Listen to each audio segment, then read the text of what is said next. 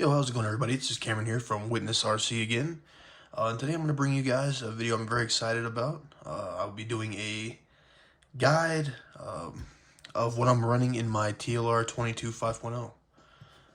In this video, I'm going to break down my thoughts of the car itself, the kit itself, and the parts as well. This thing is a beast. Just right off the bat, I do want to make that very clear. And I absolutely love this car. Highly recommended. So for those of you that were curious about that, right off the bat, the answer is yes. Before I get too into it, I do want to say a couple things. Number one, I am not sponsored by any of the parts, any of the companies in this video that I'll be talking about, just to be clear. Number two, this thing is essentially bone stock as far as the kit itself. The only exception to that is the front shock tower is a carbon one. I went ahead and upgraded that. They had it at the shop, and I do like buying stuff every time I go there, you know, support them a little bit. So I did put the carbon fiber shock tower on. That is the only upgrade as far as the actual kit itself. Everything else is bone stock, how the kit recommends you run it for the DC version.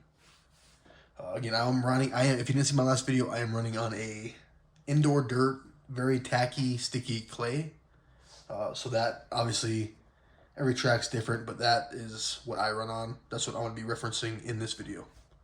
So we'll start with the outsides, I guess. I am running Proline positron and electrons. A very common combo for two-wheel drive buggies. And let me tell you guys, these things, it took a while for them to hook up, probably about 10 laps. But man, once they settled into the track, it was over. Tires felt great. Most people at the track run these essentially at a slick. Ghost treads are basically full on slick. I'm not at that skill level yet. I definitely needed the tread. But these things are just insane. They're great tires. Highly recommended tires. I am running just the kit body, the TLR body. I don't know how well it's going to show in the camera, but this is the Tamiya PS46. It is purple and kind of a green, depending on which angle you look at it. And I was kind of worried that it would look very plain, and it does. But it actually looked really sick on the track. I love how it looked. I think it was awesome. Now here we go to the internals, guys. Do excuse the wiring, particularly up here. I don't have the connectors at the moment to trim that servo wire down. I don't know why it's so big. So I just have it kind of jammed in there right now. I do apologize. But let's get into it. Excuse me. So starting up front, I do have the ProTech 140T. This is a great servo, guys. I'm very happy with it. It's great for its budget. I think it was $79.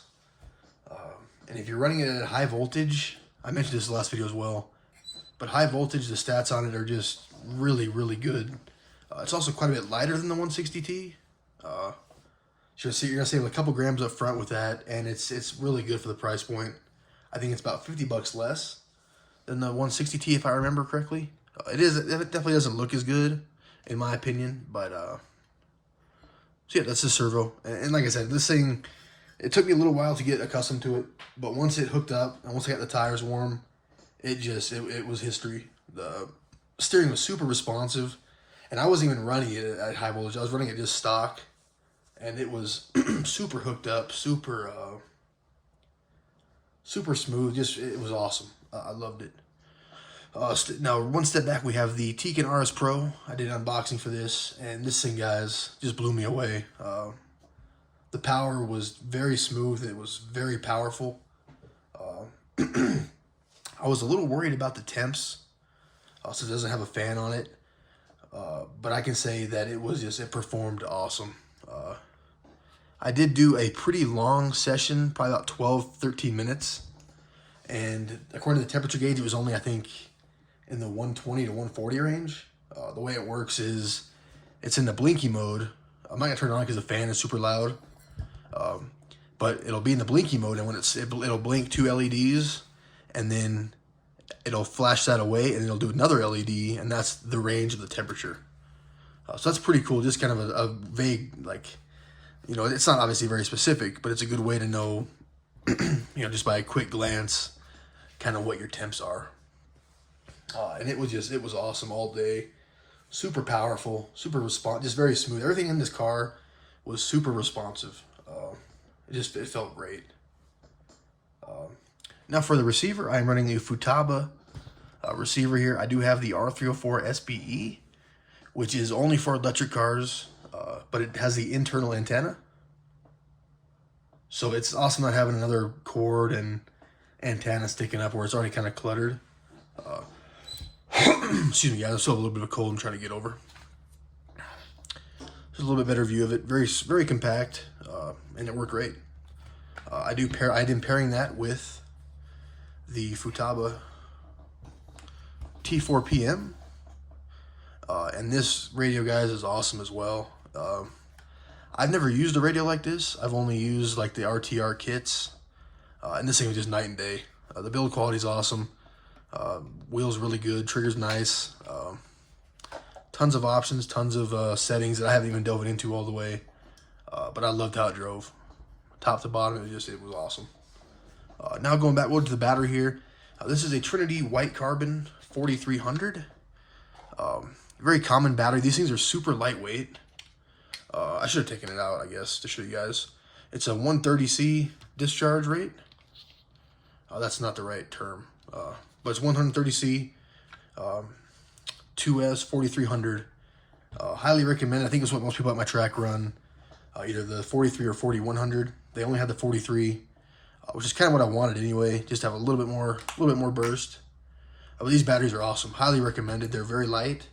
And the connector quality is way better than any of the other ones I've used. As far as putting them in, taking them out, it's much better of an experience. Flip this over here so you guys can see the motor a little better. I am running the Tekin 13.5 turn motor. Can't really see it very well. I did an unboxing on this, guys. If you were interested more on the ESCN motor, I did do an unboxing on it if you care to check that out.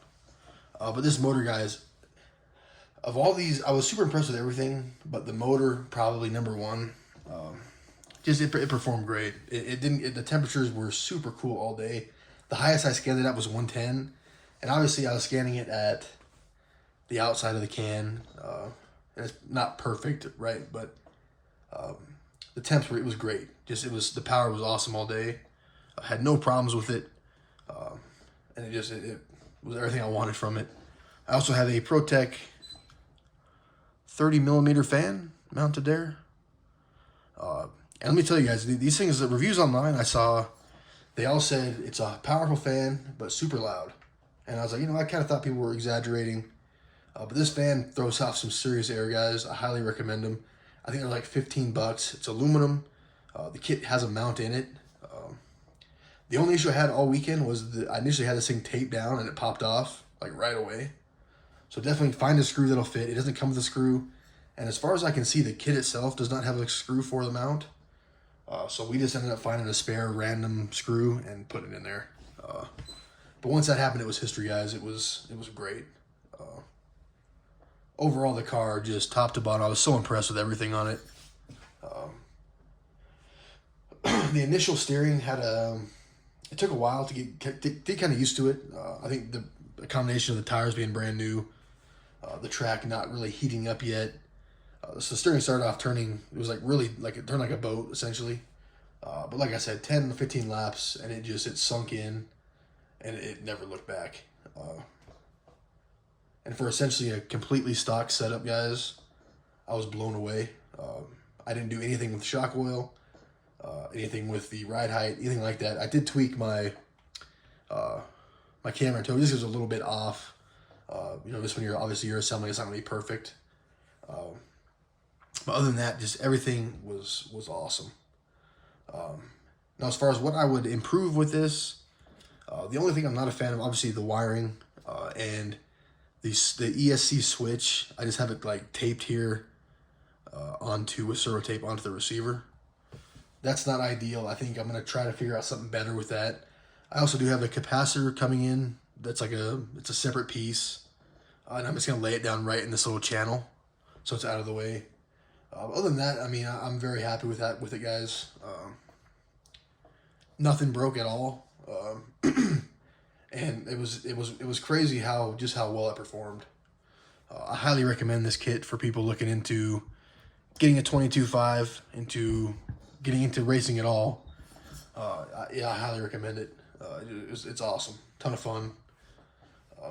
So there it is, guys. I just want to get this video out there. A couple of reasons I wanted to get it out there. I have a ton of upgrades coming in, so I wanted to get a video to show you guys just kind of the stock configuration before I put all those upgrades on, and also just to have, you know, kind of a starting and an end point, I guess, if you will, before I had all the upgrades on. It'd be nice to look back and see, you know, kind of where it started.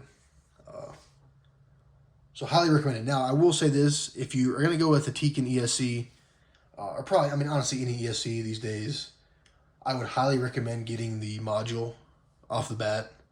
Trying to program these things, guys, is a headache. I figured out some basic things, reverse strength, brake strength, things like that, but it's a headache trying to just read these little tiny LEDs to make these settings. So I would highly recommend going ahead and getting a hot wire or whatever the Hobbywing one is. I'm sorry, I'm forgetting what it's called. Just to make these customizations much easier on yourself than trying to figure out the damn LEDs. But other than that, guys, I couldn't recommend any of these parts enough. Just super pleased with them. As far as the upgrades I do have coming, this car was actually way lighter than I thought as well. This thing weighed in at 1555. So I have the turnbuckles coming in, the titanium turnbuckles. I have the rear carbon fiber shock tower. I have bearings coming in, and I have a sway bar set. I'll actually be doing my first event on carpet at the end of August, so I'm excited for that. I did some research, kind of seeing on what I needed just to get, you know, good starting point. So I think that should be fun.